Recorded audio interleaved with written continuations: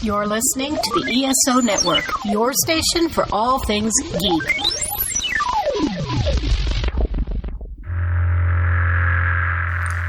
Let's get spooky. You found Earth Station Boo, where horror lives, legends linger, and laughs are always waiting. Stay with us. You know you're dying to listen. Hey Horrorholics, this is Earth Station Boo. We are doing a special bonus episode here for you guys. This one's coming from the crypt. It was recorded back earlier this year when we did our hiatus. So, let's get spooky. And now back for your regularly scheduled program.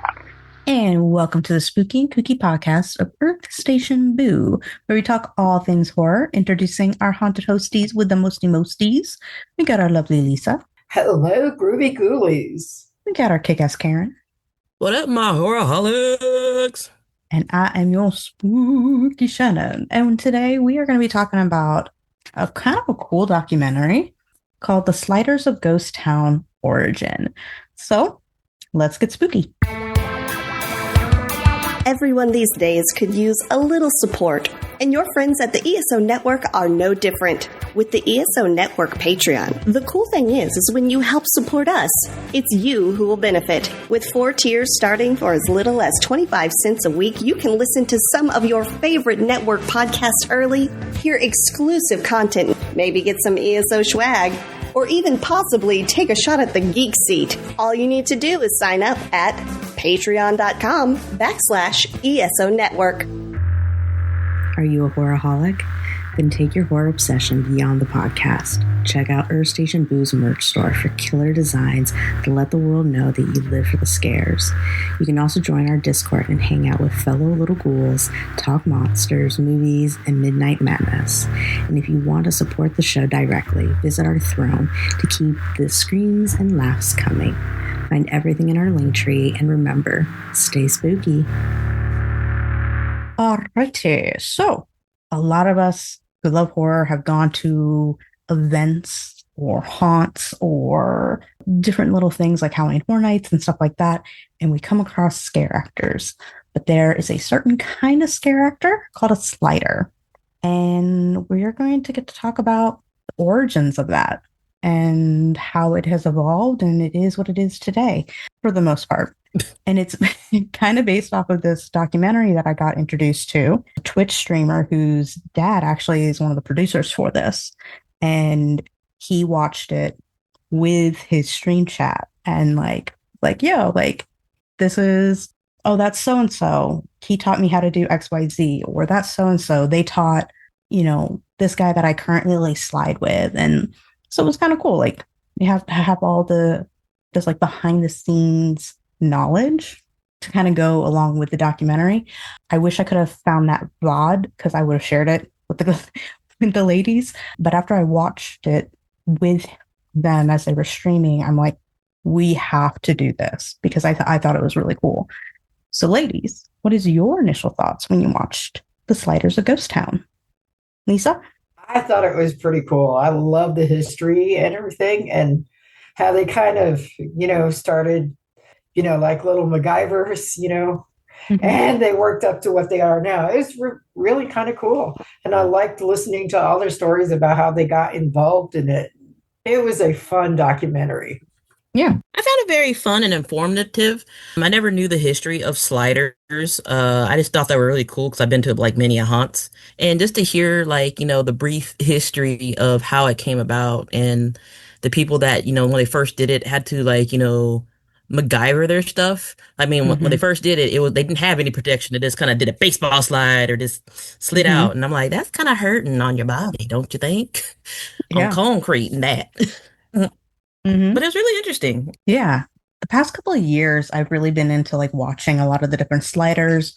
There's a group called Decay Brigade. They are actually part of this documentary. A lot of the guys that were in this are or were part of Decade. And there's little groups like that, all over. There's one here in Florida that works with Halloween Horror Nights, Hallow Scream, Screamageddon, with a bunch of the different horror things. And even some of the fairgrounds, if they have haunted houses, they'll hire some of the sliders to do stuff. So it's kind of cool to to see how it's evolved and how they're being utilized. But to see all that with the documentary and then to know like some things don't change, like they still MacGyver. Like they're like, oh yeah, no, like I go to like Lowe's or Home Depot to pick up these things that I need to make my gloves, or like like my steel toe boots. Like I have to like go and like get a Dremel and like cut off like the one lip because the lip doesn't sit on the shoe right. And they're like, yeah, we have to buy like E600 by the case. Like it's kind of cool to hear them talk about that. Still, it's not just a back then, like it's still happening today. Like I saw one, his name's Jet. He was sitting there and like he used a whole tube of the E600 on one pair of shoes. And even then he's like, I think I need to get another tube. Like I'm like, rock on, dude. Like that's mad crazy.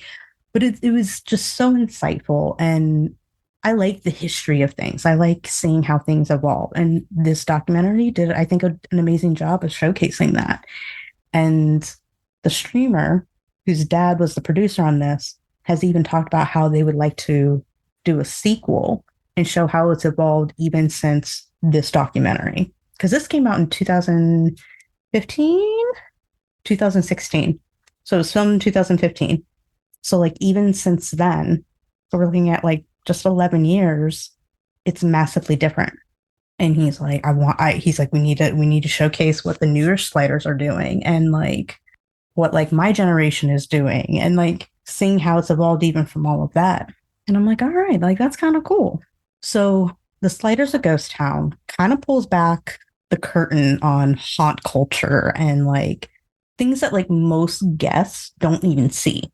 Like I know like Halloween Horror Nights does like the RIP tour, so you can see like behind the scenes stuff, but like a lot of places don't do that. How do you guys think this introduced the world of scare acting and its performers behind the mask to like the everyday people? Everyday people. I think it did a great job. I mean, honestly, not a lot of people know. They just think they're people that go to the are the scare actors in the haunted house just like once a year or whatever. So it opened up everybody's eyes. I thought they educated everybody pretty well. I even learned some stuff. So it was pretty, yeah. I think, and they didn't dumb it down or anything. They just told the truth and just told the story. And I think that's why it was so effective. Yeah. Karen, how about you? Man, I don't think I could do what they do. I mean, I can MacGyver some shit together, but to put my body through that, Mm-hmm. I mean, when I was younger, and I thought I was invincible, and now I'm like 40, and when I saw those dudes going down, I was like, I feel it in my knees, I feel it in my back. I mean, it was really good to see behind the scenes, hear the history. Like, how they're called street Scoobies or school Scoobies. Mm-hmm. You go on the, you're in the crowd and then they're talking about, they used to slide like on the concrete baseball slide. And I was like, when I heard that, I was like, you must have some tough ass skin because that's concrete. Mm-hmm. I don't care how many clothes you have on, that's gonna hurt. Mm-hmm. And then evolved to like I forget his name, but he was talking about how he'd like, put washers on his glove to make that scary scraping sound, which it does kind of, if you're not, if you're not in tune to what's going on in a haunted house around you, it's gonna be scary. Mm-hmm. And it's also really scary when you come out and you see like the way the flames or the sparks come out. Oh yeah. And these guys, and women, these guys and women are, exceptional in what they do. And I would love to see, I know you said they were about to do a part 2. I would love to see, how it evolved from even further. Because man, did you guys get a chance to see that YouTube video I sent you today? I saw a little bit of it. Yeah. I watched the whole thing. That was one of 3 shows Decade did last year at Midsummer Scream, which is kind of like a pre-haunt convention kind of thing. It's like if you have like a scare house or a haunt or anything like that, like you go to this to see if there's anything you want to get for your stuff this coming year. And they there's a thing called the Hall of Shadows, and they do 3 shows, Decay Brigade, and they're all sliders, and they do 3 of those shows, and each show has a different theme during the course of the convention. That's pretty nice. cool. Mm-hmm. That's cool. Everyone needs their own convention because that's cool. Yeah. It is. But yeah, it's like it's a phenomenon that has blown up. I follow some TikTokers that do sliding, and sometimes you're like, "Hey guys, Which ones? I know you love us, but there are like these 2 brothers that do it. They're very young and they're very handsome. But I'm like, y'all need to let them work. Is it Don't be Boy and like- Archer? Yeah, They're cousins. they're very handsome, but like let them work. Let them do their cousins. They're They cousins. look like brothers. But anyways, they're family. So I'm like, yeah, you. But ladies and men, let them work. Yeah. Let them do their job. Let them entertain you. I'm going to apologize for the mic in this video that I'm sending you guys. It's on Twitch, but there were some mic issues, but this is them practicing. He had some mic issues, but this was them at like a introducing sliding to people event. And yeah, he was sliding just fine. But I mean, you also have to think like they have better knee pads now, and like depending on how you land on your knees does change how your knees work and if it hurts or not. But let me answer the question. I think the Sliders of Ghost Town actually did a fantastic job setting an amazing foundation for people to understand a lot of the behind the scenes, that it isn't just anybody who can do this, that like you do have to audition, that you do have to put in a lot of work and effort. I mean, like they introduced one character, his name was Merrick, and the guy who plays him was like, yeah, like I have to like literally become this person who is a completely different person than who I am. And Merrick is like batshit crazy, like absolutely fucking batshit crazy, talking to his little jug, yelling at like inanimate objects. Like they put a lot of effort into their characters, and I like that. I think you had to do that. Yeah, and I like that, and I like how honest this was. I mean, they were even honest about like, yeah, people would start beef between us, like between like the Snoopy gang and the Ghost Town gang. Like, oh, there's beef between the scare actors there, and they're like, nah, dude, we just want to scare and have fun. You gotta know what you want, man. But I like how they there is a culture behind it, and that we as attendees can now see that culture and experience it a little bit. Obviously, this film focuses on the unique technique of scare actors sliding on pavement and doing it in haunt attractions and all that kind of stuff. What kind of stood out to you guys in this documentary that explained sliding and its origins and why it became such an iconic part of haunt culture? Because it's not just like Knott's Berry Farm that still does it. Like, yeah, they do that there, but like you have the guys from Decade who do Hershey. You have people at Halloween Horror Nights who do it. You have people at all these other haunts that do it. Why is it something that's caught on the way that it's caught on? I mean, for me, it's like, you don't expect something to slide to you at an attraction park, because that distinctive sound of metal against concrete is very scary. It's kind of like, for me, it's like, a chainsaw. Don't like really, chainsaw sounds. But just to have that metal, and you don't know where it's coming from. That's the thing. So, because some of it's so dark that you don't know where it's coming from. Yeah. And then you see the person like pop up right next to you. That is fucking scary and iconic. That's like, being in a horror movie and then you get that whole jump scare. You don't know where it's coming from. And it pops up right there in front of your face, just like in the movies. And for me, it's like one of the most entertaining things just to watch. People who don't really, go to haunted attractions or, do all that, like, all the time, just to see them freak the fuck out. Yeah. And for me, it's because of the fact that, the foundation was laid. I mean, from California to Georgia to Florida, all the way, up to God knows where, Yeah. and to shock the hell out of somebody, especially when it's really dark, to Mm-hmm. do a whole fucking jump scare Or foggy. on the, out on the street. I mean, yeah, you see all these monsters coming up and running to you. Okay. But having a preamble, like,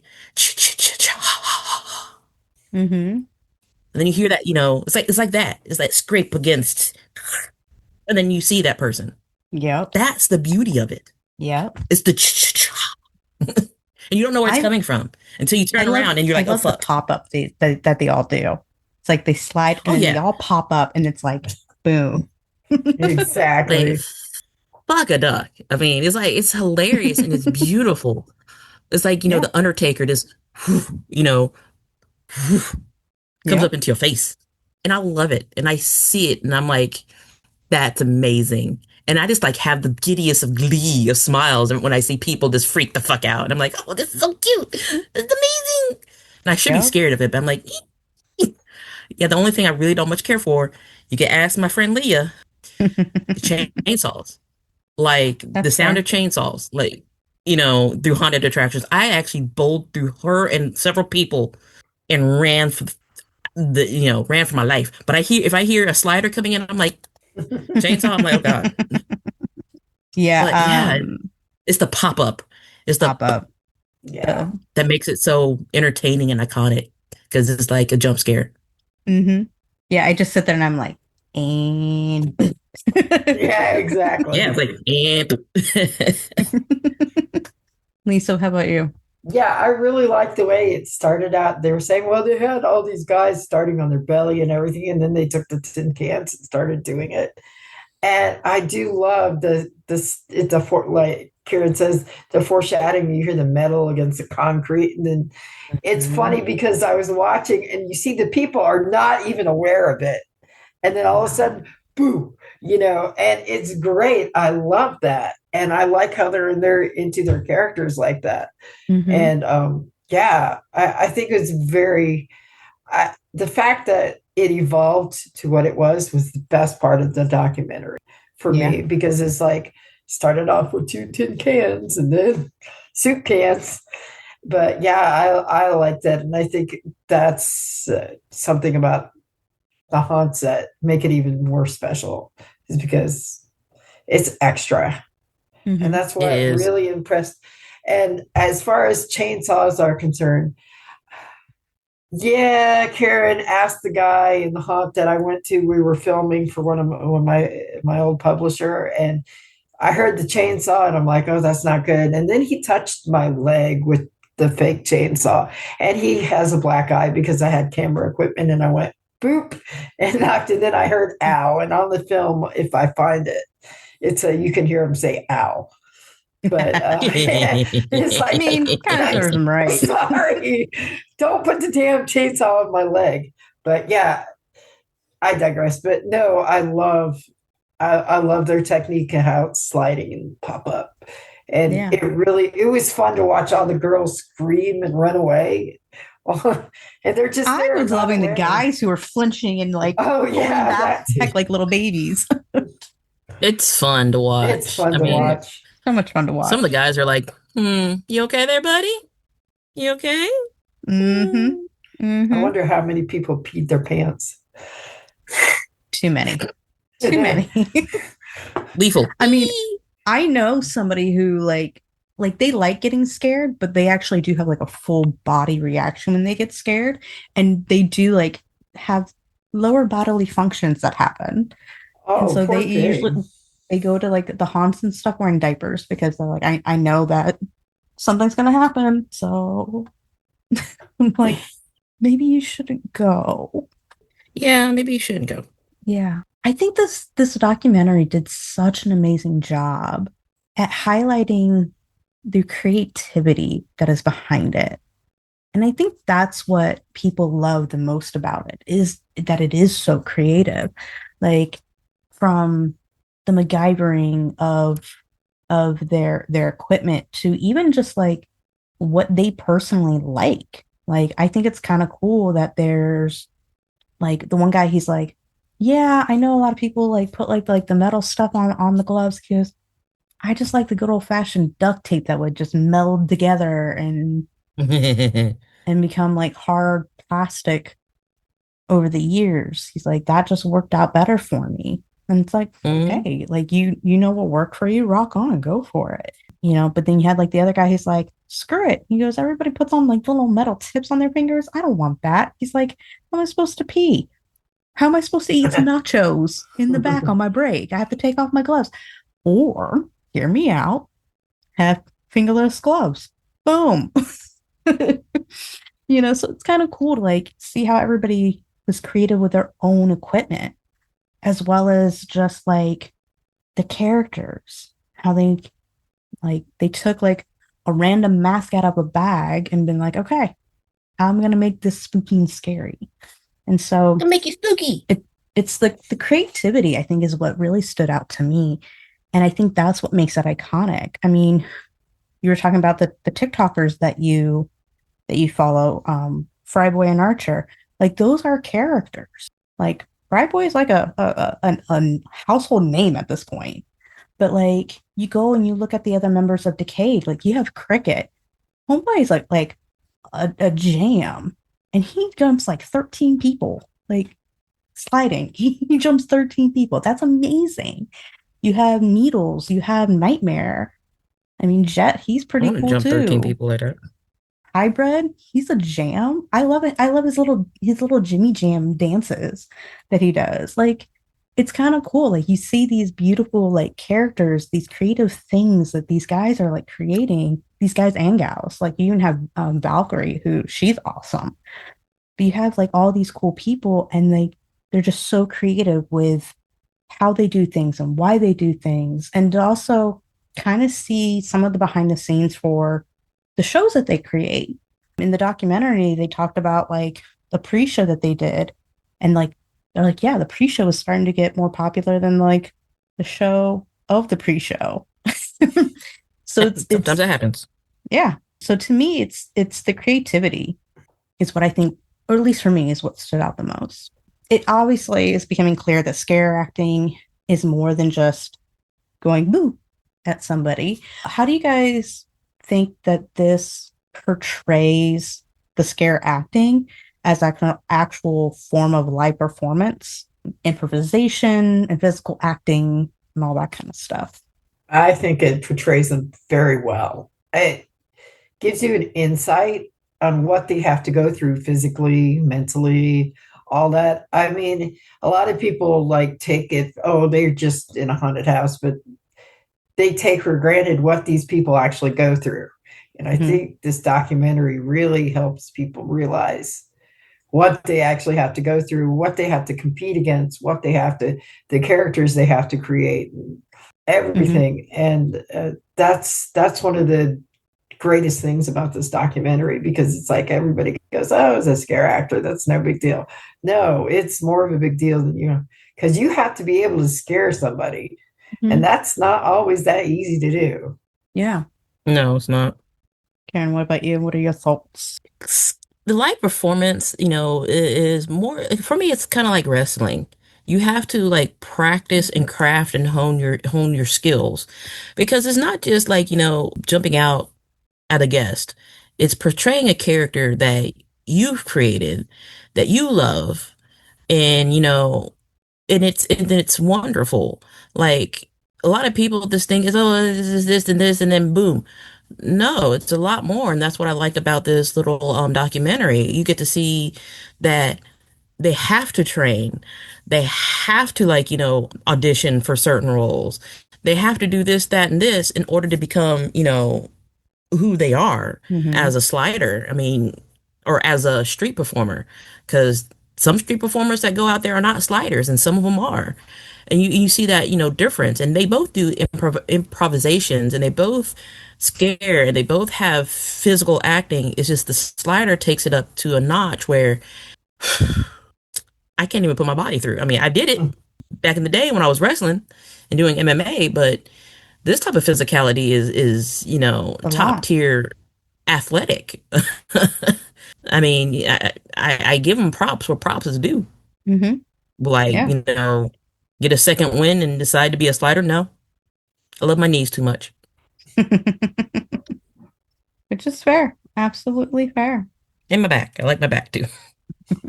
I think, especially when they talked about how when they decided, yeah, we're going to have scare actors, yeah, we're going to have these sliders, we're going to have like these people who do these things.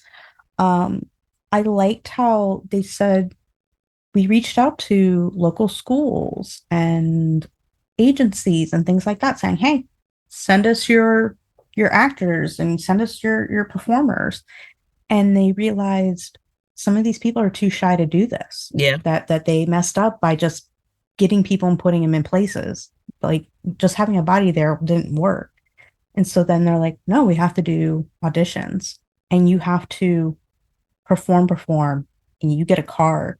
And if you really like listen to this documentary, and I can't remember if this is something the streamer said while we were watching it, or if it's something I saw on like another like YouTube thing, because I watched a few different YouTube things along with this. You're not necessarily guaranteed your character unless it was like an iconic character. Like Merrick, he was always Merrick. But like if you weren't like that, you had to audition again and you had to like they would give you like a new role. Be like, oh, okay, you can now go to XYZ. Or, yeah, you can pick sooner for your mask or your character. Or you're gonna be upgraded to this area and not that area. So like this wasn't just oh, you you were in, you were this character in this area, like, all right, you always get this. No, you had to work for it. You had to keep it. You had to earn it. And as somebody who's been in bands, you're constantly having to audition for first chair. Yeah. If you want it, you have to keep auditioning for it. You have to keep beating out everybody else for it. So unless you became like obviously she's going to get first chair kind of person. Mm-hmm. So I think it kind of gives people who are not on that side of it a pretty cool like little like sneak peek, because it's not a full understanding of the process or anything like that, especially when they were like, first years who work for the company, they can't do sliding, which I think is absolutely fair. Like that's a great safety feature to have for it, because they're like, they even said in the documentary, like so many people, they would come, they would do it, and then they weren't sliding correctly and ended up hurting themselves and couldn't work anymore. Or like they would go in and like 5 days later, they're like, dude, my body is toast. I can't do this no more. And little do you know, like these guys do like 2 to 3 practice sessions every week on top of their performance. So it's like it's a lot. Sliding and It's kind of like wrestling. Yeah. Kind of like wrestling. You have to, yeah, it's like any other physical activity. You have to practice and also do, your classes and do your other shit. Yeah. Yep. I mean, how? It's a sport. Mm-hmm. I mean, plain and simple, it's a sport. Obviously, sliding and scare acting can be kind of intense, like as we're saying, specifically physically demanding. What do you guys think this highlighted when it came to like risk, endurance, training, all that kind of stuff? I mean, you have to have like the dedication to do it. There's a lot of risks to it. Like I said, you're putting your body out there to entertain people. You have to have that physicality to do it every night for how many nights like you're performing.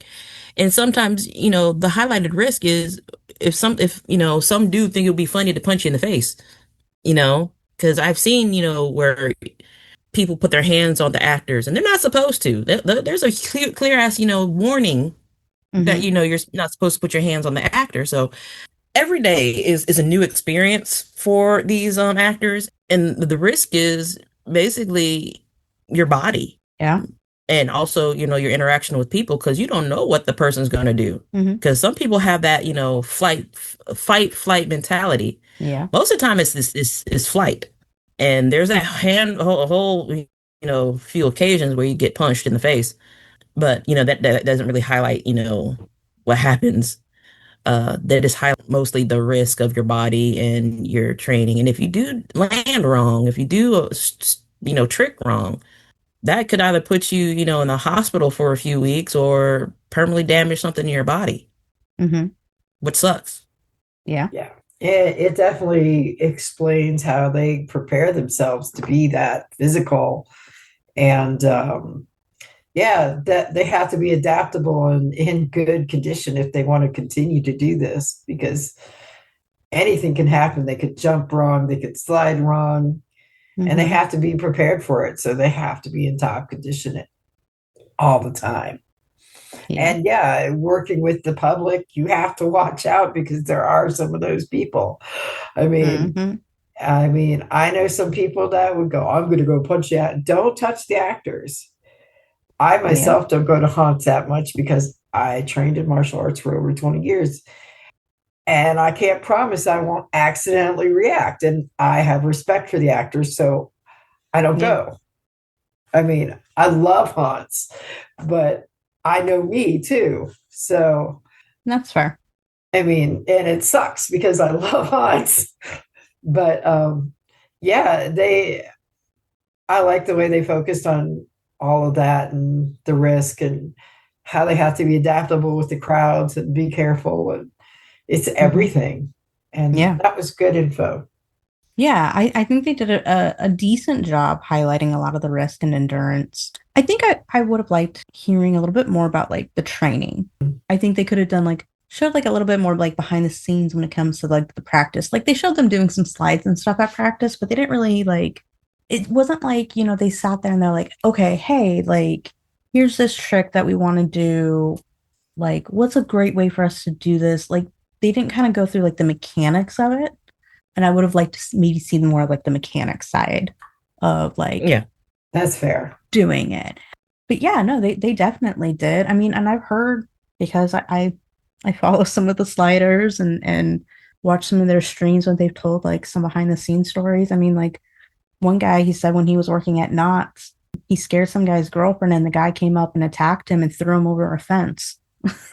because he's like, don't scare my girlfriend, and like tossed him over. And like, you paid money to get scared, sir. Yeah, exactly. Hello, McFly. Yeah, but I think it was more of like he was trying to be like big man honcho for his girlfriend who got scared. It was more like that. You know what I mean? But yeah, I know, but still. Yeah, exactly. It's just one of the actually I had this debate with a friend of mine because I said I really hate that more and more places are doing the don't scare me lanyards and pins and things like that. And I'm like, that's stupid. I go, I hate those. It ruins the experience for everybody. And she goes, no, she's like, well, like, she's like, look at me. Like I have a heart issue. I have POTS. If I get scared, I could pass out, and do all that. I'm like, okay, then don't go to that. Don't go to some place that people are going to purposely go out and scare you. If it's not healthy for you, don't do it. And she's like, but I still want to go to like the spooky things. And I'm like, there are so many other spooky things that you can go to that are not this. And we were specifically talking about Halloween Horror Nights. And she's like, but I want to see all the decorations and things like that would be there. And I'm like, that's all well and good. The problem is that event is specifically for being scared. You pay money, you buy a ticket to have people jump out and scare you. And she's like, well, what about she's like, there's no way that you can't. I'm like, you could probably do it because the scare zones aren't always necessarily connected, but you have to be like super careful. But like when you first walk in, they're scare actors. Like when you first walk in, they're scare actors.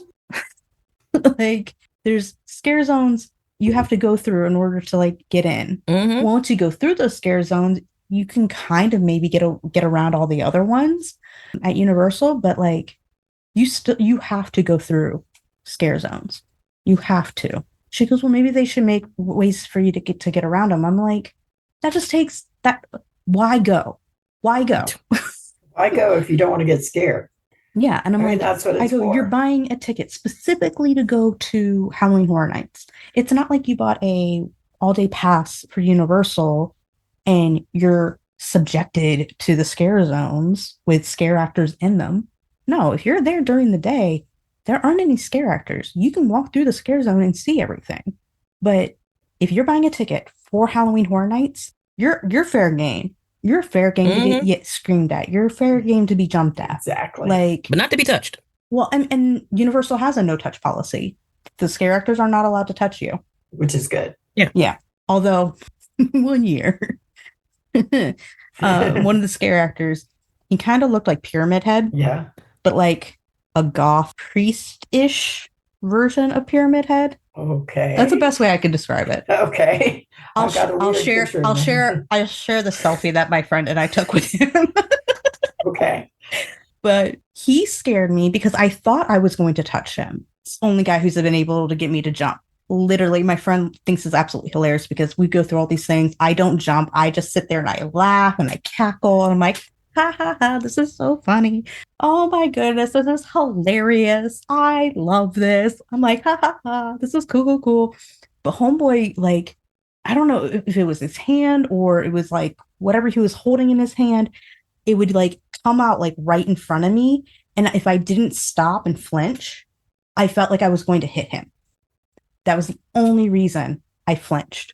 It was because I was like, I'm going to hit him. I'm going to touch him. And I don't want to touch him because I don't want to get in trouble by somebody who accidentally sees me touch him, but at the wrong angle or wrong moment. And they think like I ran into him, you know, kind of thing. Because I'm like, I don't want to get kicked out. I'm having too much fun. But when we walked back through again, he did it again. I'm like, good job at that. Like, you do. Although if you talk to some scare actors, they're like, if you have to stop, if like we impede you from continuing forward, like that's not good.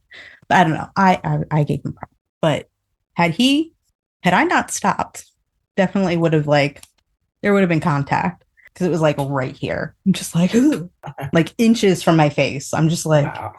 I'm like, oh, hi. You good? Aaron? You all right, bro? Yeah. So I would have just liked a little bit more instruction mechanics behind it all. But outside of that, I think they did a fantastic job. Obviously, we kind of talked about it a little bit. A lot of the performers kind of developed these unique characters to inhabit while working. How do you guys think this kind of explored that process for creating these characters and bringing them to life? And is there anything you would have wished you learned more of when it came to that process? Lisa, do you want to start? Sure. I mean, I liked how in the beginning they were talking about how they had to pick the mask, and the one had the Boy Scout mask, and he had to move his mouth so he could talk. But yeah, I liked the process. It was really cool to see how creative all the characters turned into.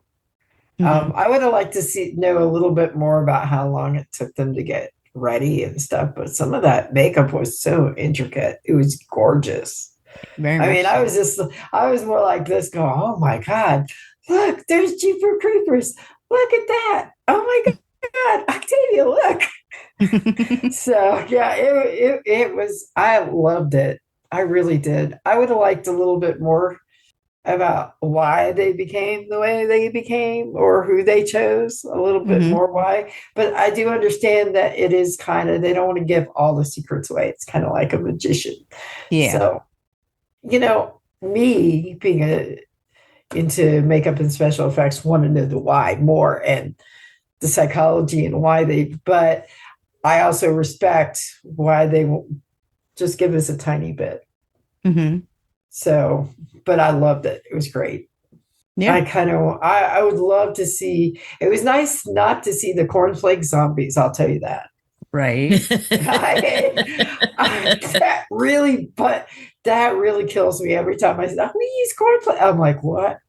You get latex. You can get some toilet paper. You don't need cornflakes to make a zombie. Shit, I mean, cornflakes add a fun layer. I don't know. Has a crunchy layer. Crunchy, maybe. But that's just me. I'm also in Florida. It makes sense for them to be a little crispy.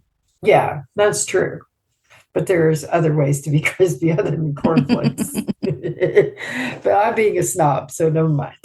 I actually like the whole process of, you have to audition to be, actors in the haunts, because you don't want anybody that's shy or too overbearing. Mm-hmm. And then you get your position, and you have to go through this barrel of stuff to make your character. And then after a while you start getting to feel into your character, and then it kind of reminds me of Vampire the Masquerade or Werewolf the Apocalypse, where you're in this process of creating a character slash character sheet, and then you bring your character to life after, like, playing or role playing. And that's what it seems like to me. Like they every time they play their character, they're getting more and more comfortable into that character. Like Mm-hmm. one of the guys, he's like, yeah, I'm the only one that's allowed to have this metal pan Mm-hmm. when I do sliding. That's more for And safety reasons, not necessarily character. oh, I know, but it's still like, but still, yeah. but it's still like kind of hilarious that he's like the only one now is the only one that's allowed to have that Gold gold rusher diggers. pan Yeah. something. And then, he's like the only few that has the sparks on his boots. Mm-hmm. Well, that was back in like 2015. Now it's like, you know, I see it. And then, you have your other characters like the dude that talks to himself, Merrick, with his little Yeah. jug and stuff. And so Yeah, it's interesting to see, our little Hmm? our fellow horrorholics, our little ghouls, watch it just for the Merrick section. Because like, I don't even know if Homeboy still is scaring, but I know he would scare it out of me. Homeboy is crazy. And this is coming from a Floridian. When a Floridian's going, nah, Homeboy crazy, I'm wary. He's got a point. Yeah, she's got a This point. guy is like nutso. But I mean, like, all the other scare actors are like, dude. Yeah, there's only one Merrick. Yeah, they're like, nobody else like him. Nope. And it should be like, everybody has their own little personality and quirk and their own character. And that makes it, very entertaining. And, you latch onto these characters that you love. Mhm. Like, you have, like you said, there's Fryboy and Archer and Valkyrie, and you latch onto them and you love their character. Mhm. And there was like the one that was called Cowboy something. Gas And, can? in the documentary. Oh, in the Huh? in the documentary. Yeah, and I was Cowboy. like, oh, you play a cowboy, sir. A scary cowboy. We know what 'cause he was very handsome, Karen y'all. is thinking. He's very handsome, y'all. Like that man was very handsome. But you love these characters, and I like seeing the process of how they create their characters and Yeah.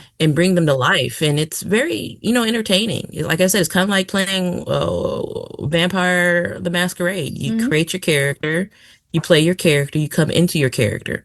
Very much an RPG. Yeah. Yeah. I think I would have liked a little bit more, like, more behind the scenes of how they like created their characters, similar to like what they kind of did with Merrick. I liked that, but I kind of would have liked to have seen it with some of the other ones. Like, get a little bit more behind the scenes information on, like, the gold digger, or just more behind the scenes on some of the characters. I know I got a little bit of that information from the streamer who showed it, but it wasn't very like it was short. It was, you didn't get like a full deep dive. But like, I think maybe if they do make a sequel to this, I would love for them to do that, where they could talk to some of the people, and going, okay, like, I mean, like, Fryboy, he liked fries one night, and somebody goes, that's it, I'm calling you Fryboy now. And like, and that's how he got his name. But like, there's lore in his head on like the makeup and the look and the attitude and like the demeanor of Fryboy, because he, as Carter, is a completely different person than the character Fryboy that is the scare actor. So it's kind of interesting, and I think that's something I would like to see more of. But I think this did showcase with Merrick how, like, he was in his makeup. Yeah, he might have been in everyday clothes, but he was just sitting there air guitaring and getting into his character. And then he was fucking psycho, like, to the extreme. And that was kind of cool to see that process and to see the creativity that came out of everybody when they were creating their characters. I just would have liked just a little bit more, but it was cool. It was really kind of cool. Haunted attractions definitely rely heavily on like lighting and sound, obviously costumes for their scare actors, set design. Is there fog? Is there no fog? All that kind of stuff. How important do you think the environment is in helping the scare actors to create this immersive horror experience, especially with how they talked about it in this documentary? It's very important. Like if you don't have the sound effects, the costuming, and the lighting, it's like walking through Disney. Yay! But if you have those elements where if it's potential where a scare actor will jump out at you or slide to you, oh my God, that's beautiful. I've been to many a haunts where I'm like, oh, this is amazing, and some haunts are like, oh, they did not put the effort into what's going Yeah. on.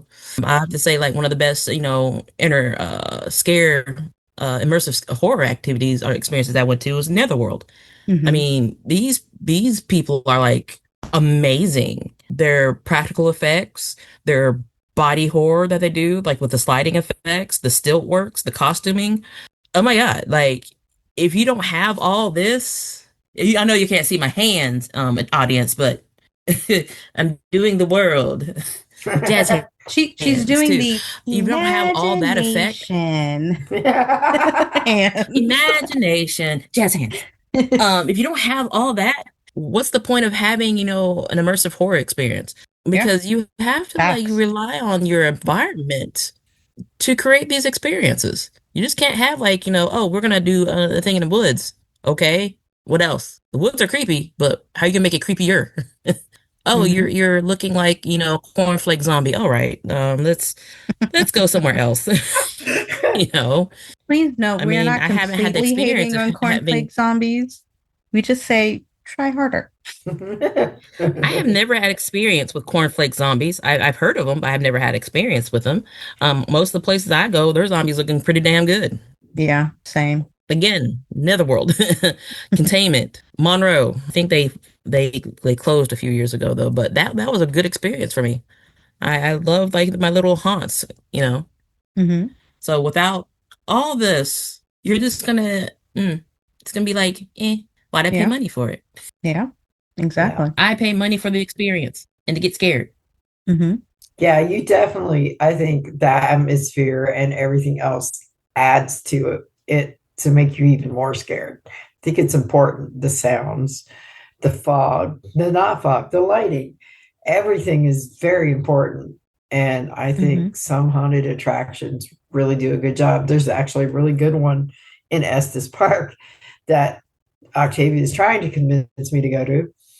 And it's in the middle of the woods in the mountains, but I've heard great things about the atmosphere that they have all the lights and all that kind of stuff. And then we have our wild animals that just kind of roam around. So that makes it even creepier. But I think it's very important for the scare actors because, say, you see green lighting or blue lighting. I forgot who was saying that as soon as he sees the green and blue lighting, he gets excited about scaring. But Mm-hmm. and then all of a sudden you see fog, and then all of a sudden here comes the slider, and then boo, Hmm. and it's like you hear the noise, the foreshadowing, and the atmosphere. I think it just makes it a better experience, Oh yeah. Boo bitch. especially when they Boo put bitch. a lot of effort. And some people go, "Oh, why does it cost so much?" Well, because they want to scare you. Yeah, It's expensive to do this kind of stuff. it People is. don't understand how expensive it is. Yeah, It you have to is. pay your actors, you have to upkeep and shit like Yeah, that. Hmm. And if you want good actors, you have to pay them. Like, yeah, exactly. but I think the if you have a great scare actor, you don't really need a whole lot more, but it makes the experience overall so much more when you do have all those things. Like if you do have the fog, if you do have the crazy lighting and stuff like that, so that way your scare actor has the opportunity to be able to like lurk in the dark, be able to like come out of nowhere. As somebody who loves going to these events, like the areas that are fairly well lit and don't have a lot of smoke and like all that. The scare acting, it's okay. It's all right. Like You see it coming. you see it coming, so it's not that like scary for me. Now, there are other people who they're like, please don't come at me, and all they have to do is be like, boo, and the person's like, ah, they go off. Those crack me up because I'm like, are you for real? Are you for realsies right now? Because if they did that Yes, to me, I'd they're be for like, real. what up, home dog? You having a good night? Have you had enough water? Make sure you keep drinking your water. Like, like that would be me. But when you go through like the dark spaces and there's fog and like, there's like a little hidey hole and a prop that they can just like go boo boo boo out of. Like, unless you see them go in there, you don't know if they're there or not because it's black in there and they've got a dark costume on, so you can't see them. Like that works. Or like in Netherworld, they have people coming down from the ceiling. Mm-hmm. Oh wow, they have that Yeah. now. I was like, fuck. In Just some of coming the down. I was like, fuck. in some of the haunted houses, you will have that, but through the scare zones, you won't. But it's all also open air. It's not the scare zones are open air, so it's kind of harder to do that dropping from the ceiling unless it's in an actual like haunted house.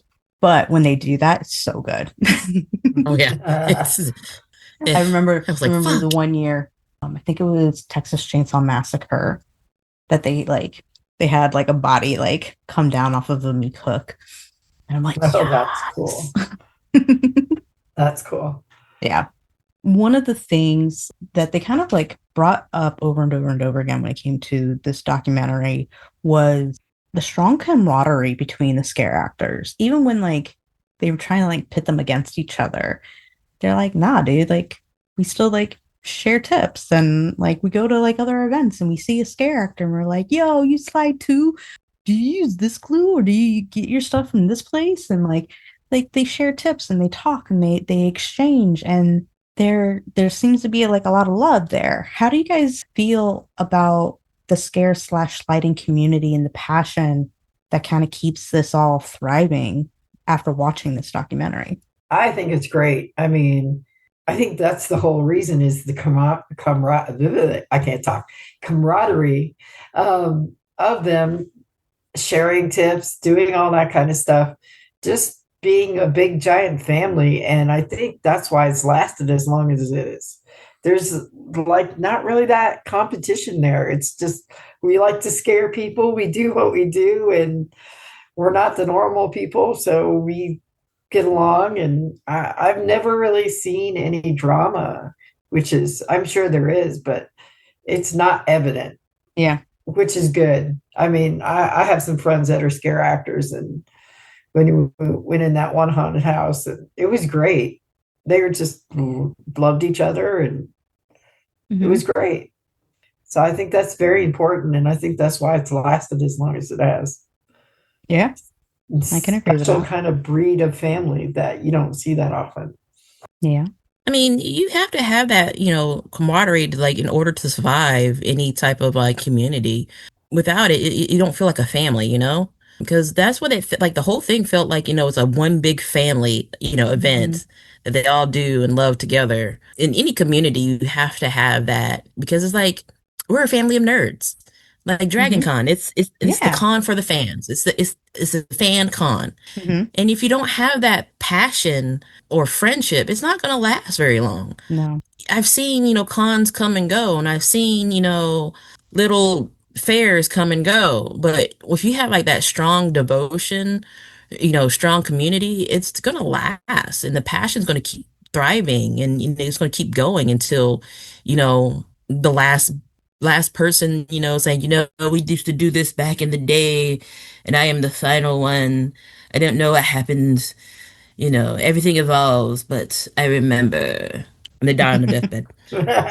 I love your imagination. Me too. It's beautiful.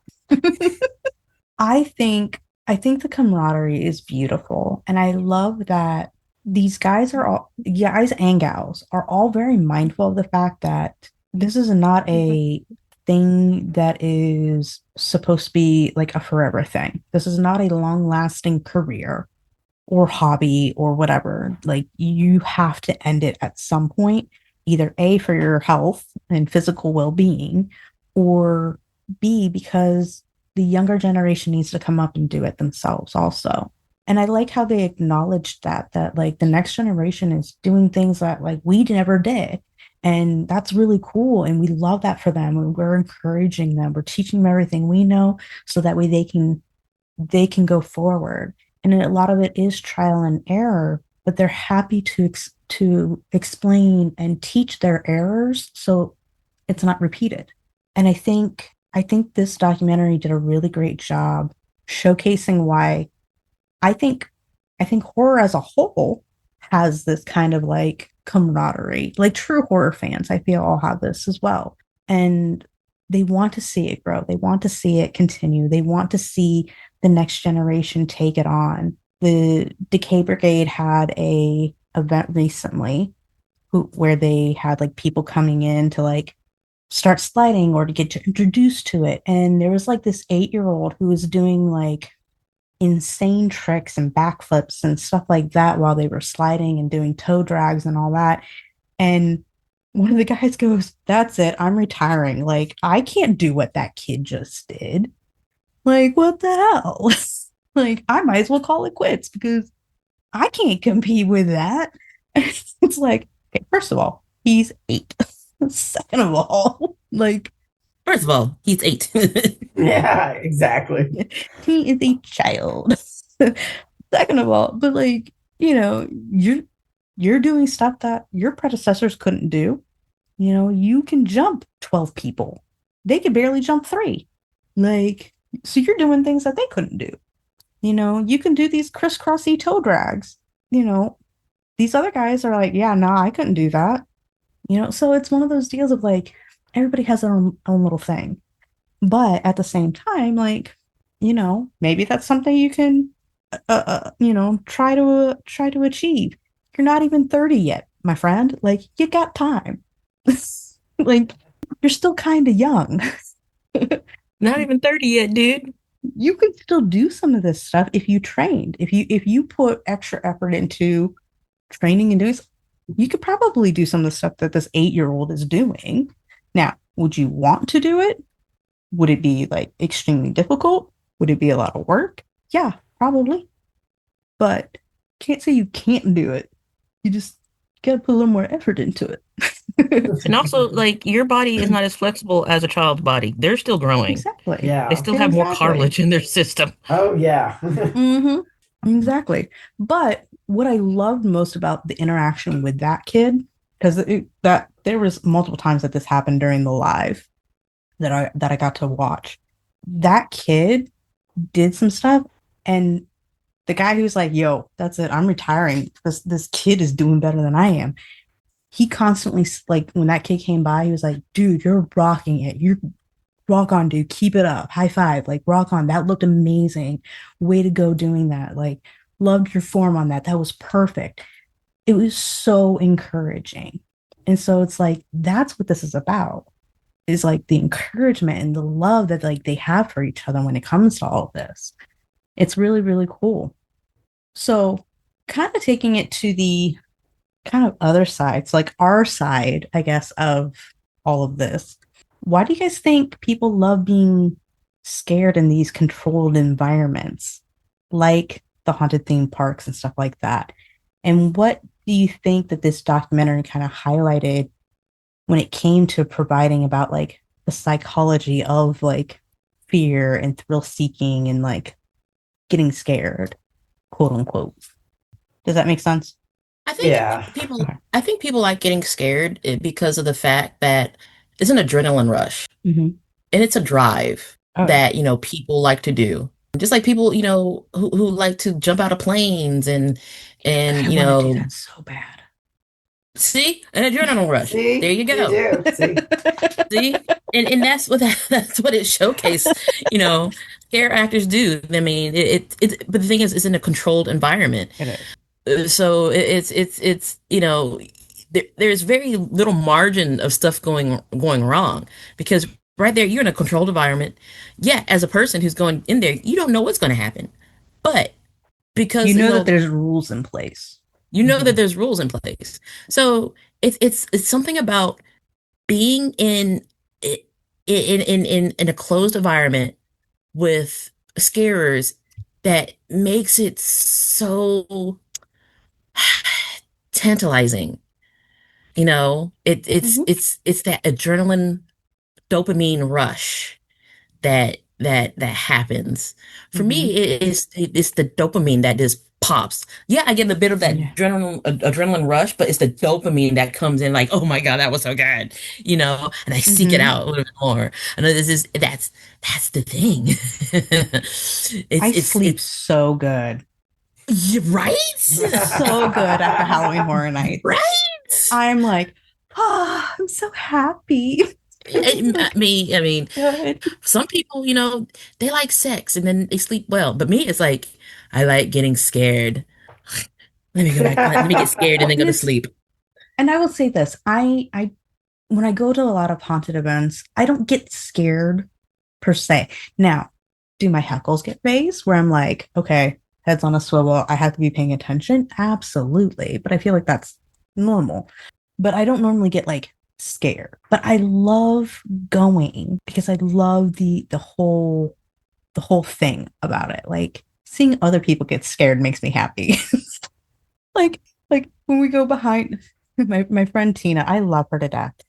We're gonna have to get her on the podcast one day to talk about like getting scared because she's the person who will like scream and holler and like kind of goes big, and I'm just like like laughing hysterically.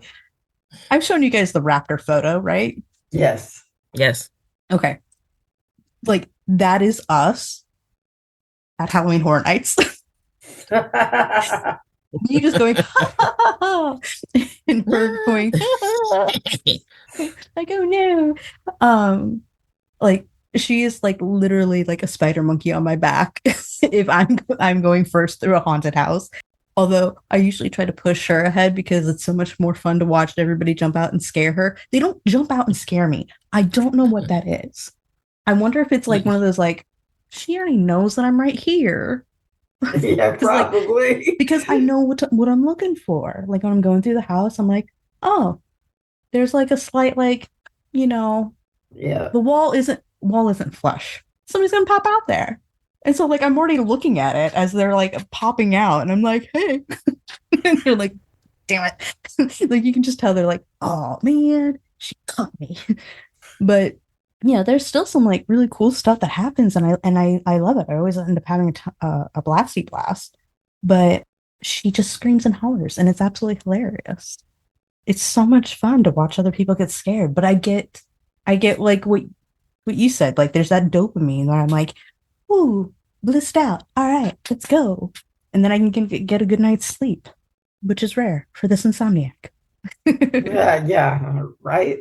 I think the fact that it's a controlled environment and people think they're going to be safe, but they're not actually, they know they're actually not safe. And that's just a high in itself because they know something's going to happen, but they don't know when and where. Yeah. I'm going to be right back. Oh, yeah. Okay. And so, you know, that's why a lot of people go there because like it's got rules. It's going to be safe, but we're going to get a cheap thrill and get scared. And I can't wait. I'm excited. And so many people do that every year. And the psychology behind it is just like, you know, you get that you guys get the dopamine high. Some people get the adrenaline rush, you know, and the movie, it was great because it's like when the sliders were coming up on the group of girls or the guys, and you hear the screeching, which I love watching people get scared too. So if I do go to this haunted forest, I'm with Octavia, I know she's going to jump out of her panties so many times. So I might be laughing the whole time at her instead of worrying about the scare actors trying to scare me. Yeah, it's true. Which is good because, you know, I in that last haunted house that I was in, they were in my space. I'm talking about inches away, not touching me, whispering in my ear, talking. And I had the camera equipment with me. And I'm just like, yeah, I'm not scared.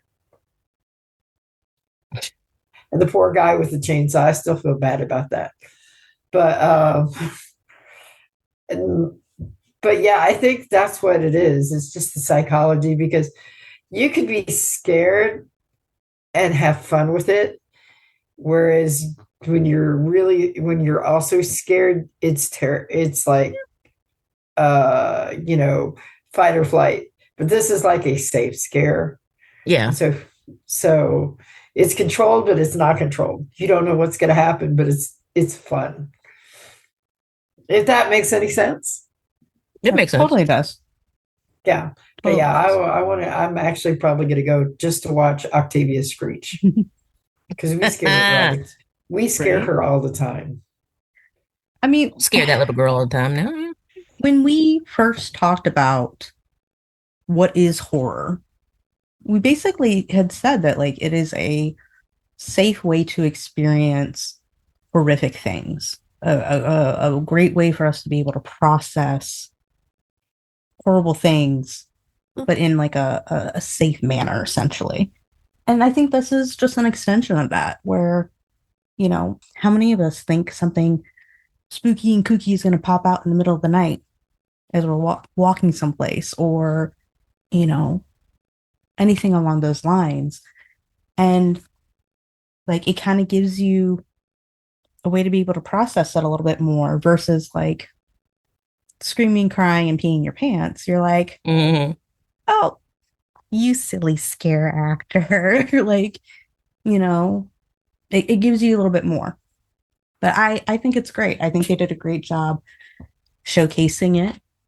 I kind of almost wanted like a little bit more, but it's one of those like I think I just want more and as a whole. Like it's a sequel. I'll She help. doesn't Like usually ask for sequels, I don't. I don't. but we I'd all like a kind of want a sequel. sequel. Yeah. I kind of want to see what else has come from all of this.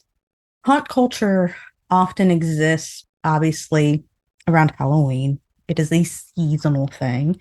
So a lot of the live experiences are kind of hard to document because you have such a short time frame. It's usually like some of September and then you have October. And if you're very fortunate, there's some that goes into November. Yeah, some that sometimes go into November. I know like I want to say Halloween and Halloween Horror Nights start in August sometimes. So you have like all of September and October. But still, like 2 months out of the entire year. And, you know, and it's not even like it's an all day event. It is from like 6 p.m. to when the park closes. So you have like a short time frame in a short time frame, or shorter time frame in a short time frame, to be able to like really document all of this. Why do you guys think, why is a documentary like The Sliders of Ghost Town kind of important in preserving the history of scare acting and haunt performances and things of this nature? I think it's important just for the fact that since it is so, in such a small space of time, that it makes people appreciate what these people do. And it's important to just keep the history in general, because, I mean, I learned a lot. I mean, I know some haunt actors, but you never really know everything that they do. And then this documentary kind of gave a little bit more consumption to it, so you actually can appreciate them more. And I think stuff like this is very important because, people take things for granted. Oh, just a haunt actor. No, these people are physically, emotionally, mentally getting ready to scare the crap out of you. And that takes a lot of work. And this documentary definitely puts a perspective to the regular audience who doesn't really realize what they go through. So it's very important. Yeah. Especially if you're going to do research on like, haunt, scare acting, haunt performances, you need to have something that you could like, watch instead of read. Because sometimes, reading is not the same as watching, you want to be able to see, how difficult or how easy it is for a person to become this character, or what they put their body through to, to slide or whatever. So it's very important to document, you know, stuff like this. That's why I like Sliders of Ghost Town. You got to see the beginning to now, or to 2015. And so, you want to have that record of stuff. You want to be able to see, like, okay, so let's look at this, the Sliders. Okay, cool. Let's Mhm. look at, how they made Netherworld, how they brought it all together. Yeah. So it's okay. So it is important to preserve that type of history, because you never know, like, when you need to do a research on it. I mean, Yeah. it's a valid source. It's a valid source, that you get your hands on. Oh yeah. Oh yeah, for sure. I think especially today with everything that we have going on, I think it is crucial for us as humans to remember the creative things in life. And even though, yeah, this is on the spooky side of creativity, it's still something that is a creative thing, and it should be preserved so that way future generations can understand and appreciate where things came from and how things started, and the importance of essentially maintaining the integrity of the creative art. And I think this is a prime example of people being able to do that on something that was so minor. Like, they referenced how, like, Tony Hawk affected sliding.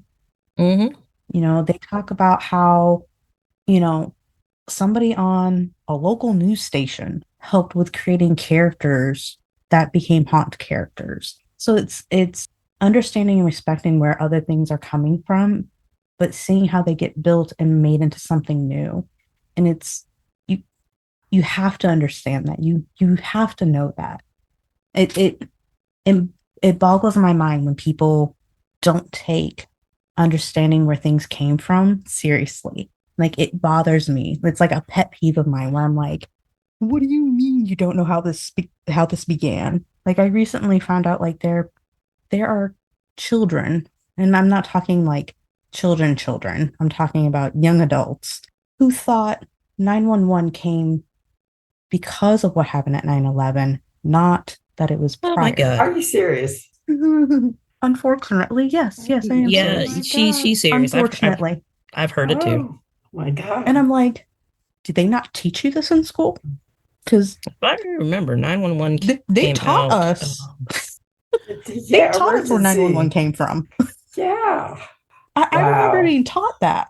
Granted, I know I went to school before 9/11. However, like, I still know the origin of where 911 came from.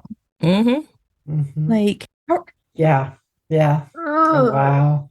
people, if you learn anything from me, please let it be that history is important, and so you must know your history. Yeah, like, the only Please, reason why please remember that. the whole 911 system came about is because, they needed a central telephone, number, Yeah. because you had, like, so many telephone numbers just to call the, stations. So they're like, you Yeah. know what? 911. Exactly. Which is kind of different from, like, the others. So, you have 999, 111 Mm-hmm. for different countries, which makes Yeah. sense. Yeah. Which reminds me that in the IT crowd, that the number God. is 0118999881999119119 Oh my God. 7253. God, it's been I so looked that long up. since I've seen I it. couldn't remember that full number, but I knew it's a really long number. And I loved how Moss had it memorized. Because Moss is Yes, I'm a amazing. nerd. He is. Yes, I'm a nerd, and I don't care. I think I'm fun. So, ladies, after watching The Sliders of Ghost Town, does it change how you view haunted attractions, the performers who create those experiences, and or the whole thing? It gives me a lot more perspective, but I've always liked haunt and scare actors and stuff. And honestly, I had really never heard about the sliders or creepers or whatever they're called up until about 6 months ago. I know that's kind of sad, but I don't go to haunts that much Mm-hmm. as I used to. But I really, really, it makes me appreciate them even more. It really does. And it's something that we need to keep going. Yeah. And how much work they put in it. I mean, it really is. It really does. I mean, after watching the documentary, it makes me appreciate it more because of, what a person goes through. But it would always, surprise me on, the new things that they create or how they enhance a certain thing or whatnot. And, every single time I go to, a haunted location I've been to, the experience changes because, either the actors, they play like in some places they'll have one character that, two, three different actors play because, if you're running nightly, you don't want, your one actor to get burned out. So, they switch it out. And so, I get to see, what they go through and the processes of what they go through. And it makes me more appreciative of, the experience. And I, it's just everyone should watch documentaries like that, so that you can see what these actors go through. Exactly. Yeah, for sure. I don't think it necessarily changed how I viewed everything, but but it made for me even more excited to go this coming season to all the different things. It gave me a new like yay, like excitement. I'm more excited to be able to like my poor friend Tina, she's gonna get info dumped to the extreme while we're waiting in lines for the haunted houses because I'm gonna be like, and then this, and then this. I'm going to dump all of my hyperfixation onto And then you. So this now is what you happened. understand everything that's going on behind the scenes. And she's gonna be like, I don't care. God, go away. No, actually, she'll be like, that's cool, Shannon. And then she'll like continue scrolling. Or she could be like my niece, like, it's like, Mom, we ask you one question and you just go into details. Sometimes I just want you to shut up. I'm like, damn, child. No, she's actually pretty good at allowing me to geek out. But it's something that she also likes. Like it's one of the reasons why like we go to all the things together is because we both really like these things. And it's hard. I know that there's spooky communities out there, but I just feel like it's so hard to find spooky friends. It is hard to find like spooky friends. it the is. same level, So with all of that being said, let's go ahead. Let's wrap this up. What are our final thoughts on the Sliders of Ghost Town? And let's go ahead and rate this 1 through 5 skulls. 1 because they tried, 5 because it's actually that good. So Lisa, you get to start. I really enjoyed it. It was very informative on things that I didn't know about. I'm going to rate it 5 skulls because I learned a lot. Okay. I mean, it gives you an insight to like what, scare actors go through, not just sliders, but, scare actors, because you do have to audition. It's like going to like, do an audition for a play or a movie. They have to see the right fit. And then, you get your costuming and stuff like that. Sometimes, your costuming is by the, costume department, and sometimes you have to cobble your costume together. So, it's a great little insight, especially if you want to become a scarer. So I give it a 5. Yeah. I would like to see a sequel. Yeah. Right. This is going to be a Earth Station Boo approved sequel that we will be begging for. Yeah, no, this is definitely a 5. Even with this kind of being like a lower quality thing, it was still really good and still like high enough quality that like I would buy this on DVD. Granted, it's free on YouTube, but still, like I like the intro with the kitties. Right? That's great. Right? I actually like the outro where you had like extra little like interview portions. Yes. Yep. From some of the sliders and stuff. But it was amazing. It was really eye-opening.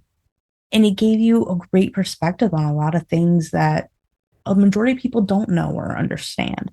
And, for them to sit there and say, yeah, no, like my knee pads, my gloves, my shoes, I pay for all of that. I buy all of that. This isn't paid for by the park. Like, I'm the one who's putting in the money for that. Like that just shows how much it is that they are in love with the art form itself, not about the prestige that could come from it. And I think that's what's really cool is how much the people who are in it because they love it and not because of what they can get out of it, other than just pure unadulterated joy from sliding and scaring. So, our lovely little ghouls, do you guys know sliders? Do you follow any on social media? If you do, please tag them on this episode and get and so that way we can have their take on what we've talked about tonight. That would be really cool. You can tell us on our social media. We are on all the things at Earth Station Boo. We have Instagram, TikTok, X, Threads, Blue Sky. We've got our Facebook group. We have a Discord. Please come join us, hang out with us. I promise we don't bite unless you ask us to. You can subscribe and rate us wherever you listen to podcasts, such as Apple, Google, Spotify, and of course, YouTube. So come check us out at our link tree. You can find all the connections to all the different things there, as well as where you can find us. But ladies, where can they find you outside of the link tree? Lisa? You can find me on Facebook. You can find me on Instagram. You can find me on Threads and TikTok. Rock on, groovy. And Karen, where can they find you? You can find me on Facebook, Instagram, Threads, formerly known as Twitter, TikTok, and Reddit. Rock on. And I am Shannon, or T. You can find me on all the things at Spill Tea Wine Media Mind, including Twitch. So come check us out. Come hang out with us. We'd love to talk to you because, as always, we are extremely thankful and appreciative of your support for this podcast. Every listener, it makes us happy. We really do appreciate your support. Every like, every share, every subscribe means the world. So thank you. We enjoy you guys as our listeners, our fellow ghouls, our fellow horrorholics. So stay spooky. That's a wrap for Earth Station Boo. Thanks for listening. Follow, share, and find all our links in our link tree. Until next time, stay spooky. This has been a broadcast of the ESO Network. Be part of the crew and help support our shows by donating to our ESO Patreon or by shopping at the TeePublic store, which can all be found at www.esonetwork.com. The ESO Network, your station for all things geek.